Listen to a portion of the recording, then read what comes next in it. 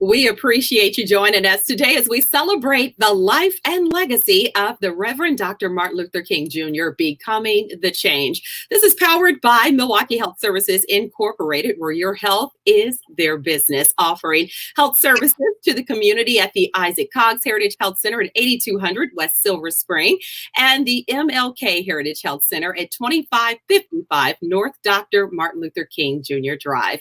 Call 414-372-8880 for more information. I'm Andrea Williams from Jammin 98.3, and my next guest is Dr. Robert Burt Davis, President and CEO of America's Black Holocaust Museum, located at 401 North Avenue in Milwaukee. How are you, Dr. Davis?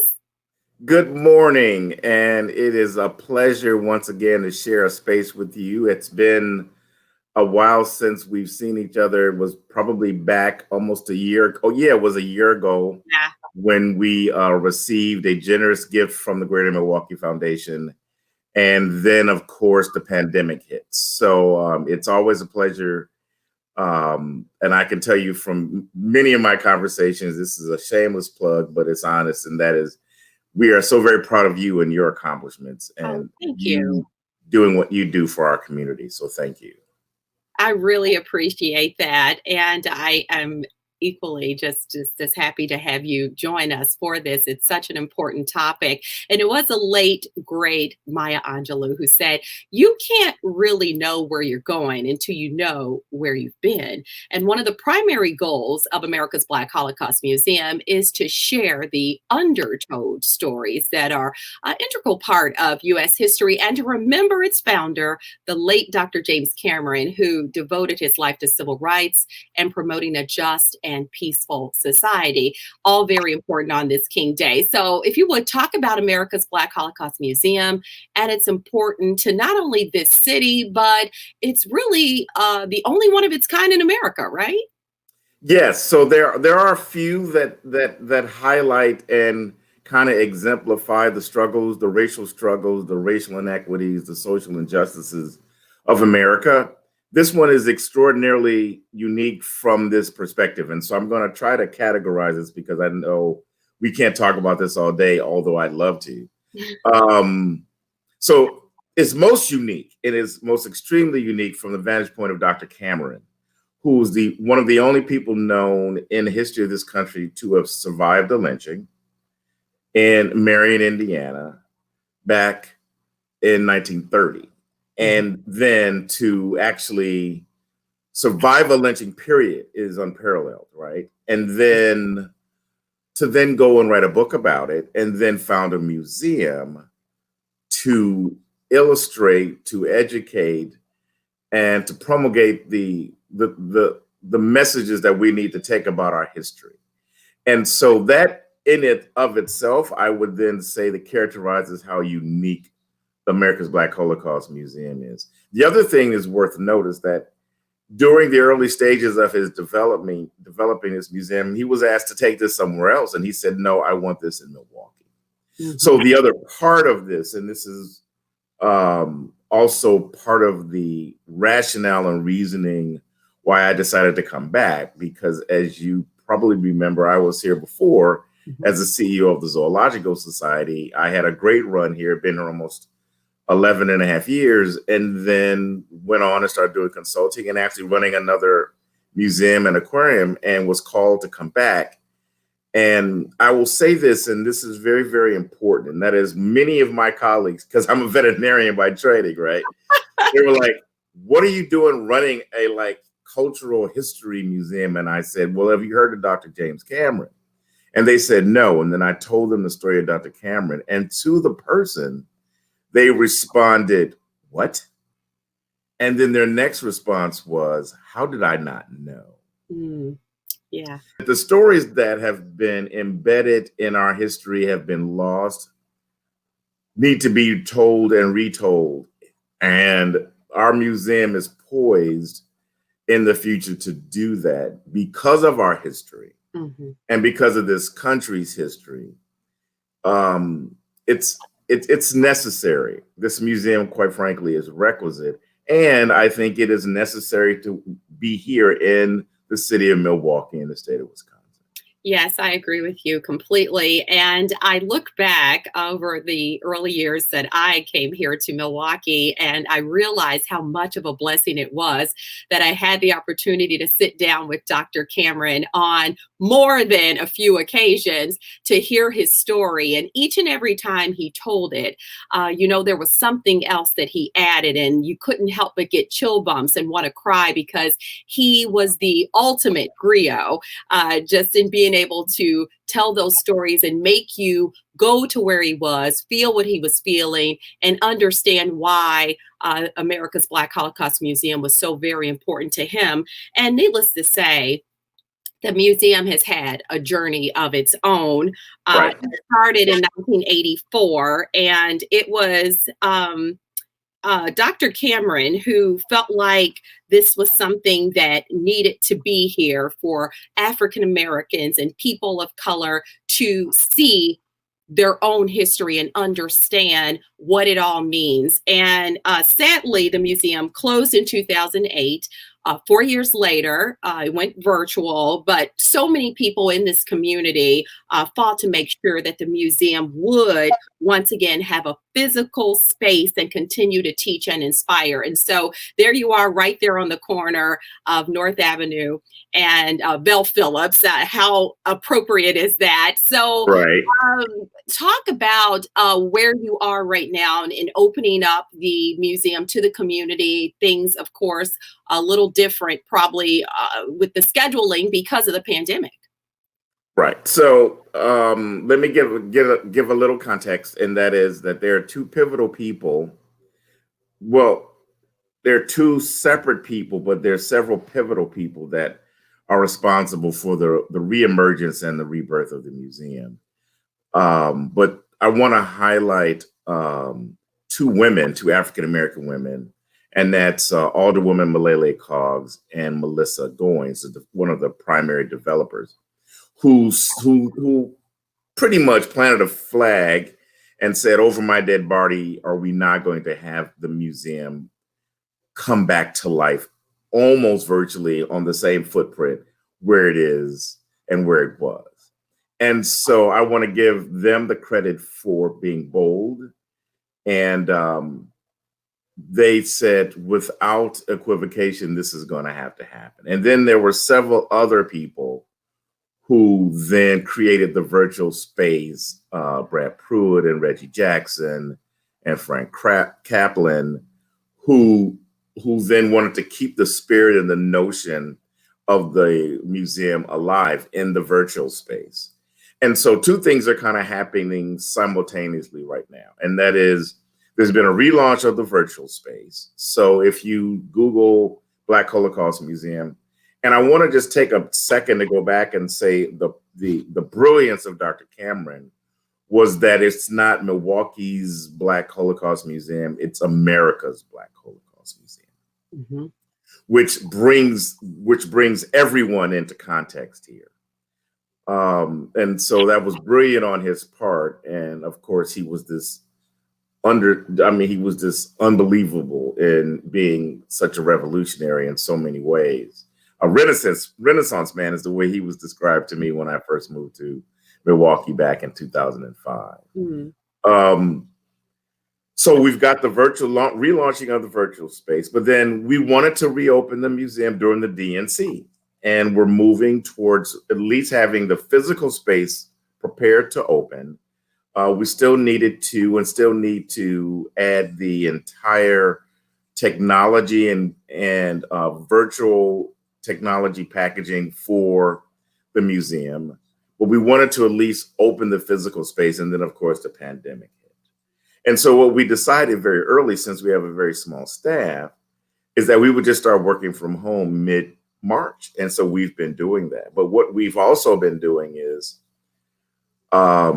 we are at a slight advantage for most cultural institutions. And I want to just give this once again, I've continued to use the word context. The American Alliance of Museums has estimated that we are probably going to lose between 32 and 37% of our museums because of the pandemic. They aren't going to be able to open. Wow. All right. That's total United States, North America. But let's put it into real numbers for Black folks. And that is the old adage, when America sneezes, Black folks get the flu, or Black folks get a cold, is true. So those very same numbers go, when you apply them to Black museums, it's close to the 45 to 50%. So we're talking about half the Black museums in the country right now are on the verge of never being able to reopen their doors again. This is horrendous, but I can't take away the proposition that this is part of what this whole pandemic has done to this world, most especially the United States, because it's just not cultural institutions. It's mom and pop hardware stores and restaurants. So we've all been dramatically hit by this, and it's unbelievable. In that context, though, what we decided to do was we needed to go full scale virtual for now. And so we are not in a hurry at all to reopen our museum until we feel safe about certain things. And that is, the vaccine has been available to, practically everyone in the United States. People are able to walk around the museum, because once again, when you're talking about very difficult subject matter, which we are, and that is the American experience of African Americans and Brown Americans and women through the prism of the eyes of Black Americans and Brown Americans and women. That subject matter, it is really, really heavy. It is really, we have at least 5 places strategically located where in the museum, which is not a huge space, where we have boxes of Kleenex because people literally start breaking down. Mm-hmm. And we want people to be able to experience that. The whole purpose of museums is to become, experiential vignettes, and that we curate those spaces and those opportunities and those educational propositions.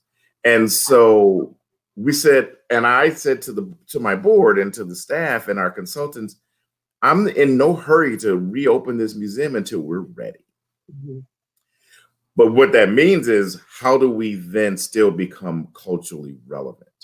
And because of, quite frankly, the George Floyd situation, we immediately were catapulted back into cultural relevance. We were contacted from people from all over the United States, even the UK, asking us to be participants in webinars and seminars and lead discussions and actually edit chapters in books and actually write articles and chapters in journals around this very difficult subject matter as it relates to race relations in the United States. Yeah. So virtually now, we know that it's important that we still have a presence. And so we've actually gone 100% full throttle virtual. So we're going to start with a Dr. Martin Luther King's celebration later this month on Dr. King Day. That's going to highlight one of our partners, the Black Historical Society, with Claiborne Benson, mm-hmm. and Dr. Rob Smith, who is our historian and also a professor at Marquette University. And then that's going to roll us into a weekly series of February events that will illustrate and highlight the museum and several different subject matters, which we will be rolling out shortly. As a matter of fact, in the next few days, we'll be advertising that. I love it. The thing that I'm really excited about is, beyond reopening the physical space, is that we've been asked by the CEO of the Milwaukee Public Museum, Dr. Ellen, and her staff to join them as the critical partner in bringing the Nelson Mandela International exhibit to Milwaukee in the spring and summer of 2021. That is awesome. It is unbelievable. So we, when Dr. Ellen called me and she was talking about, we want to bring this and blah, blah, blah, It was literally like a scene out of the Jerry Maguire movie where I said, "Hey, you had me at Nelson Mandela." Right? I don't care what it is. You got me at Nelson Mandela. We're in. And so we are excited to be their partners. They are 100% invested in this community and realizing that they are going to want to change their location in the next 2 to 3 years, and that they are actually going to be more deeply embedded in the culture and the community of African Americans and brown people. They have been extraordinarily prudent in making sure that they make the right choices and steps, and how do they develop a plan to reopen the museum in this current spot, but also bring the community to the museum in a way that, quite frankly, many people of color have not been connected to the museum community here in Milwaukee. Right. And this is not uncharacteristic of any other city. This is something that has been rampant, but that those people who earnestly want to make a difference and want to change and want to be inclusive are now engaged in the community in ways in which the Milwaukee Public Museum and the America's Black Holocaust Museum is helping to do this. So we were asked to help them create an advisory committee made up of all types of leaders and movers and shakers and people at the grassroots level to help advise how we're going to roll out programming, and most importantly, how we're going to engage the community in a way that even after the exhibit leaves, people are still engaged in the museum. Yes, indeed. So thank you for sharing all of that information. People need to be able to keep up with how they can be engaged with America's Black Holocaust Museum. You have so much to offer, always have. And I wanted to talk a little bit about your personal journey. We both have something in common with Dr. King, and that's a big statement because he, of course, was a graduate of Morehouse College. I am a graduate from an HBCU, and you've mentioned early in this conversation, you have a doctorate in veterinary medicine from the Tuskegee University School of Veterinary Medicine and a Bachelor of Science in Animal Science and Biology from Tuskegee Institute and University. I probably would have been copying off of your test in college. Just kidding. But we really have seen this embracing of historically Black colleges, because for some people, they're just now realizing that there are a lot of amazing products that come out of HBCUs. For example, the Reverend Raphael Warnock, who ironically pastors Ebenezer Baptist Church in Atlanta. A5A, baby, A5A. All right, A5A, yes. So with that said, he, of course, was elected as the first Black senator in Georgia. He also attended Morehouse. Then there's Vice President-elect Kamala Harris, alumna of Howard University, and the amazing Stacey Abrams graduated from Spelman College. We could go on and on and on and on, of course, but I want you to share your thoughts on the significance of that history of historically Black colleges and universities and how they align with Dr. King's dream. So thanks for that. And yes, a big shout out. I can't tell you, from the time that we all, and I know we all were waiting to see who President-elect Biden was going to choose. We knew that it better had been a woman of color, most specifically an African-American woman. And as an aside, these times are not only illustrating the power of Black colleges, but these times are illustrating the power of Black women. And that is something that we need to hold and embrace, and we need to exalt, you guys, because that's just the reality. The power of Stacey Abrams, for who has been at this for over 10 years, which we kind of have forgotten or were not made aware of, has gotten us to this point, to literally flip 2 seats in one of the most racist states in the South. Let's just call it what it is. Mm-hmm. And the first Jewish and African American senators in the history of the South, after Reconstruction, of course. And one, of course, Ostov, who was an intern of the great late John Lewis when he was in high school. So it's really a lot of links of just what it means to connect and understand.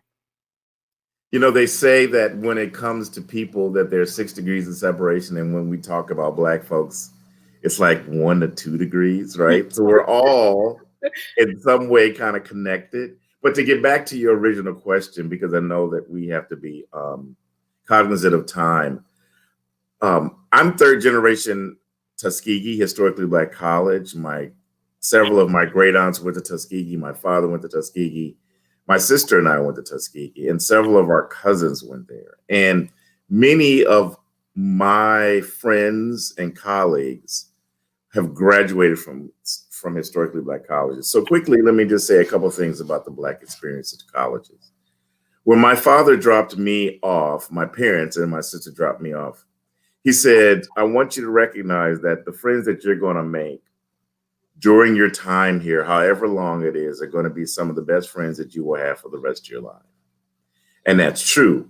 You know this because you're on group texts all day with your girls and your guys, and most of them are still connected. A few of them to my high school friends back in Chicago, but most of them are from Tuskegee.